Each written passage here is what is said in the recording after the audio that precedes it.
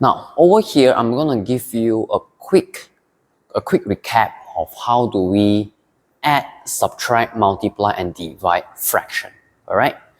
Now, for adding and subtracting, they have the same rule. And what are the rules? The denominator must always be the same. Okay. And let's look at this example. A half plus 1/8. So, since the denominator is not the same, I need to make them the same first. Then only then I can add the numerator. So what should I do?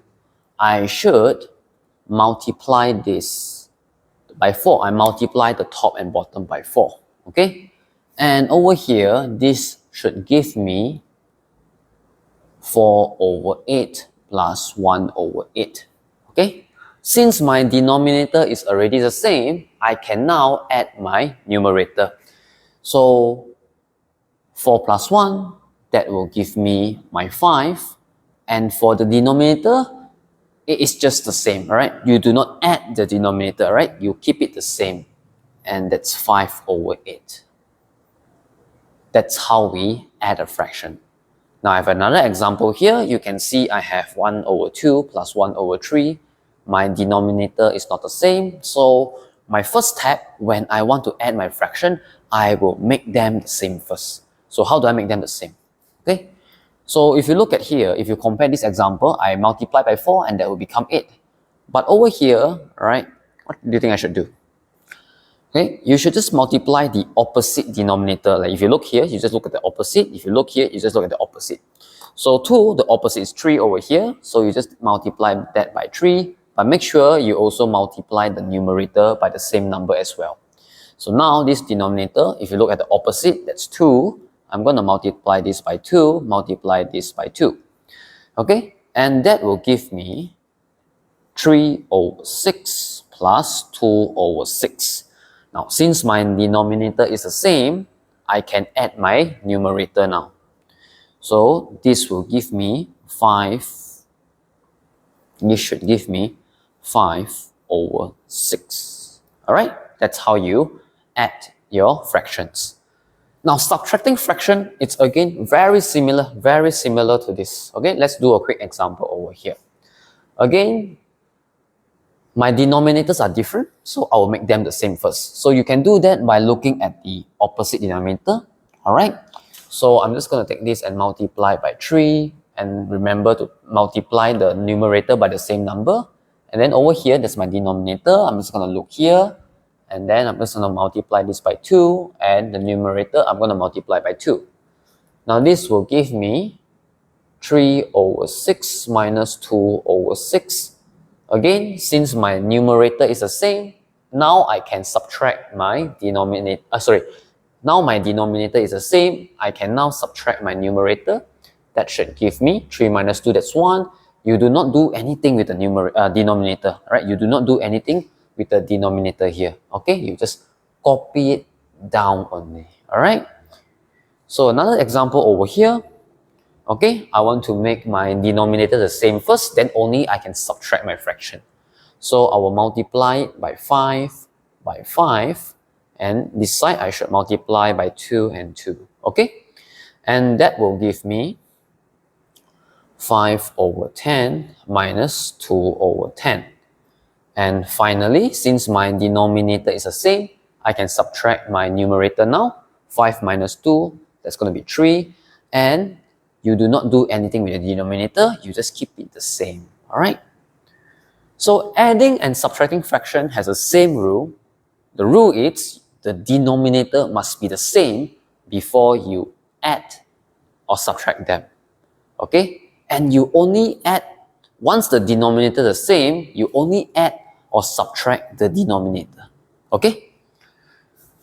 Now let's look at multiplying fraction. Alright? Multiplying fraction, okay, you don't have to do these additional steps from adding and subtracting. You don't have to make the denominator the same. You can just multiply them straight away. How do you multiply them? Very simple. Numerator multiply with the numerator, the top number multiply with the top number, and then the denominator multiply with the denominator. Okay, the bottom number multiply with the bottom number. That's how multiplication in fraction works. Okay. Now let's solve what is this. Now 3 times 18, that will give me 54. 9 times 6, that will give me 54. And we can simplify this. 54 divided by 54, that will give me 1. Alright? So that's how we multiply fraction. Just, you don't have to take note on the arrangement. It just can be like that. It can be any number. The denominator does not have to be the same. Alright? Like adding and subtracting. You can just multiply top by top, and then bottom multiply bottom. That's all. Alright? But there are also another way of doing multiplication. Alright?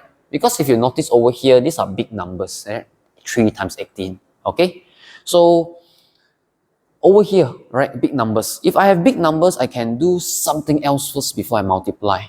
Now, commonly, people will know this as the butterfly method, alright? So I'm going to rewrite this question again. 3 over 9 times 18 over 6. Alright? So when we talk about butterfly method, usually people will see a cross, alright? Like 9 and 18 and then 3 to 6. Okay, when you see a cross like that, like using the butterfly method, you can cancel out the common factor first before you multiply. Alright, now take note when we talking about cancelling the common factor, it must be always between the numerator and the denominator. So when I talk about the butterfly method, I'm talking about like this, the numerator and the denominator. It always have to be these two. Only you can cancel the common factor. Right, let's see what happened here. So I have 9 and 18. So what's my common factor?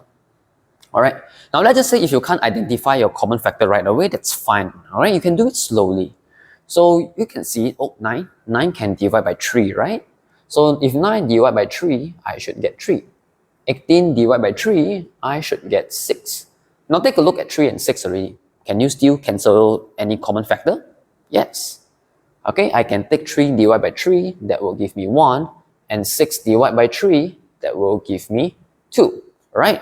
But for some of you, if you are good in cancelling common factor, you can straight away go with 9. But if you can't, you can just do step by step like that lah. So once I'm done with this, now I will try to do this. Okay? Now can you see why is it called the butterfly method now? Because it resembles a butterfly. So over here, I have 3 and 6, so I can simplify this by dividing 2. So 3 divided by 2, 3 divided by 3, I will get 1, and 6 divided by 3, I will get 2. Now this looks quite messy right now. Let's rewrite what happened. So for this part of the fraction, I am left with 1 over 1, and for this part of the fraction, I am left with 2 over 2. Right? Now these are all smaller numbers now, and we like small numbers because we can multiply them very fast. So what's going to happen here, I'm just going to multiply them straight away by following the rule above, and this should give me 2 over 2, and true enough, this will simplify to become 1 for me. Okay? Now we are not done yet, alright? Now just now I talked about this butterfly method that we can always cancel out common factor by comparing the numerator and denominator, right? So what about like that? 3 over 9, I'm going to rewrite the same question here. What if we look like that? Can we cancel out the common factor? Yes, because we understand that this is a division operation. So if we look vertically like that, alright, do we have a common factor that we can cancel? Yep. If I were to cancel, the common factor over here will be 3. 3 divided by 3, that's 1. 9 divided by 3, that will be 3. Okay?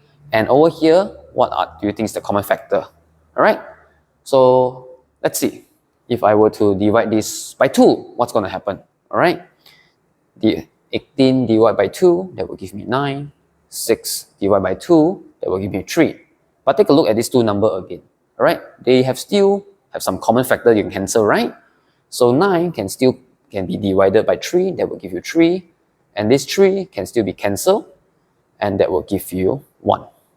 So if we want to rewrite this fraction, this will be 1 over 3 times 3 over 1. Then we follow back the main rule of multiplying fraction. Top multiply top, bottom multiply bottom.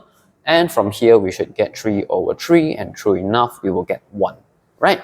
So you can see over here like different ways of doing multiplication in fraction, but they will give you the same answer. So choose your way, whichever you are comfortable with, okay? But over here, the general rule when we are multiplying fraction is this. Top multiply top, bottom multiply bottom, okay? Now finally, dividing fraction, all right? When we look at dividing fraction, we will do something very special over here, all right? Now I have 1 over 3 divide by fraction. When we are dividing fraction, always remember when we are dividing a fraction, all right, always change the operation back to multiplication. And when you change this to multiplication, this fraction, it will swap, right? The bottom will become the top will become the bottom. There's a term over here, we call this the reciprocal, right? Or the reciprocal, okay? So again, to put this in a simple way, all right, when you are dividing fraction, always change it to multiply, and then the top and the bottom of the fraction, you just swap it, okay? Now just a quick explanation, why is this true, all right? Now again, if I want to show you why is this true, take a look at this. 1 over 2, all right? Okay, let's just say I am multiplying by 1 over 2, all right? Multiplying by 1 over 2 has the same meaning, all right, because we understood fraction, all right? We understood fraction is a division operation, all right? So 1 over 2 basically has the same meaning as dividing 2, correct? Okay, 1 over 2 has the same meaning as dividing 2. And for any whole number, right, for any whole number, we can always make that to a fraction by putting over 1 over here. Because 2 divided by 1 will give you 2, right? So that's why we can, when we are dividing something, all right, when we have a number, all right, if we have a number, any number for that matter, if we divide with example 2 over here, we can always rewrite it, all right, as this, multiply by its reciprocal. So we change this to multiplication, then we swap over here. It's going to be over 2, all right? So that's the quick explanation of why we can do that. And then after that, what do? Because this is multiply fraction and we have already established our understanding on how we multiply fraction. So straight away, go ahead and multiply. So top multiply by top, bottom multiply by bottom. That will give you 3 over 6. We can further simplify this. That will be 1 over 2. All right? Okay? All right? Or you can use the butterfly method. 1 over 3 times 3 over 2. You notice that there's a common factor over here. You can straight cancel out and that will leave you 1 over 2.